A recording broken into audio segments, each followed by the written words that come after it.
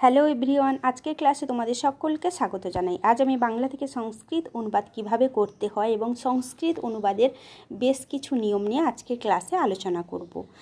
এই নিয়মগুলি অনেক সময় ভুল করে থাকি, অনুবাদ করতে গেলে আমরা ভুল করে থাকি, তাই অনুবাদটি ভুল হয়ে যায়। তাহলে ক্লাসটি শুরু করা যাক। কি আছে? গ্রীষ্মকালে দিন দীর্ঘ ও রাত্রি অতীব রমণীয় হয়। দুটি অপশান দেওয়া আছে, এ বি। এই দুটির মধ্যে কোনটি ঠিক হবে?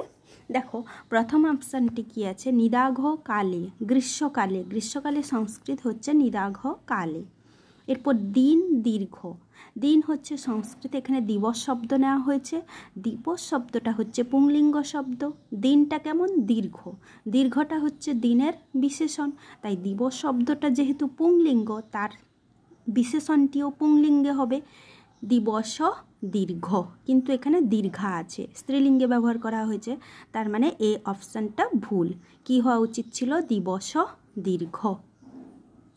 ও রাত্রি অতীব রমণীয় হয়। রাত্রি, রাত্রিটা হচ্ছে হস্যইকারান্ত স্ত্রীলিঙ্গ শব্দ, এটি মতি শব্দরূপের মতো। হস্যইকারান্ত স্ত্রীলিঙ্গ মতি শব্দরূপের মতো হবে। তাহলে রাত্রি চ অতীব রমণীয়া ভবতি। রাত্রিটা যেহেতু স্ত্রীলিঙ্গ শব্দ, তাই তার বিশেষণ রমণীয়টা হবে স্ত্রীলিঙ্গ শব্দ। রাত্রিটা স্ত্রীলিঙ্গ শব্দ, তাই তার বিশেষণ রমণীয়টা স্ত্রীলিঙ্গে দিতে হবে, রমণীয়া। তারপর ভবতি হয়, তাহলে দ্বিতীয় অপশানটি ঠিক।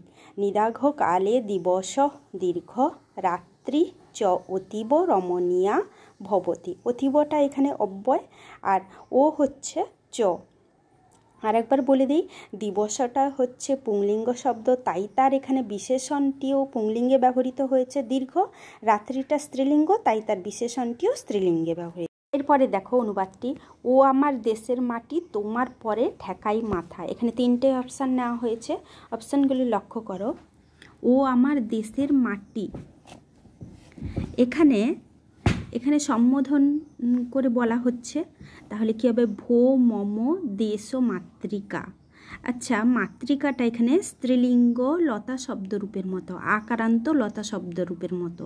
লতা শব্দের সম্বোধনে একবচনে আছে লতে, তাই এখানে হবে দেশ মাতৃকে। তাহলে প্রথমটি ভুল আছে, দেশ মাতৃকা দেওয়া আছে, প্রথমটি ভুল, কারণ সম্বোধন করে বলা হচ্ছে লতা শব্দের সম্বোধনের একবচনে হচ্ছে লতে, তাই এখানে হবে দেশ মাতৃকা না হয়ে হবে দেশ মাতৃকে।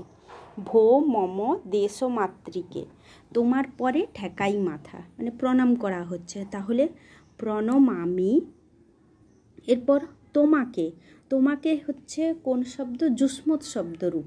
যুষ্মৎ শব্দের দ্বিতীয়ার একবচনে কি আছে? তাম আর তা, দুটো আছে, তাহলে তম হবে না এখানে। এখানে তম মানে তো তুমি, তম হবে না, এটা ভুল। দ্বিতীয়টি দেখো, তা, কিন্তু ওইখানে এই যে সিরেনও দেওয়া হচ্ছে, এইটা ভুল আছে। শিরস শব্দ, শিরস শব্দের তৃতীয়ার একবচনে হয় শিরসা, তাহলে দ্বিতীয় অপশানটিও ভুল আছে। তৃতীয়তে দেখো, ভো মম দেশ মাতৃকে, এটা ঠিক আছে, সম্বোধনের একবচনে আছে। প্রণমামি তাম শিরসা, শিরস শব্দের তৃতীয়ার একবচনে সিরেনও হয় না, শিরসা হয়। আর যুষ্মৎ শব্দের দ্বিতীয়ার একবচনে হয় তাম বা তা, দুটি রূপ হয়, দুটির মধ্যে যে কোনো একটি আমরা ব্যবহার করতে পারি, তাই তাম শিরসা। ভো মম দেশ মাতৃকে প্রণমামি তাম শিরসা, তাহলে তিনটি অপশানের মধ্যে সিটাই ঠিক।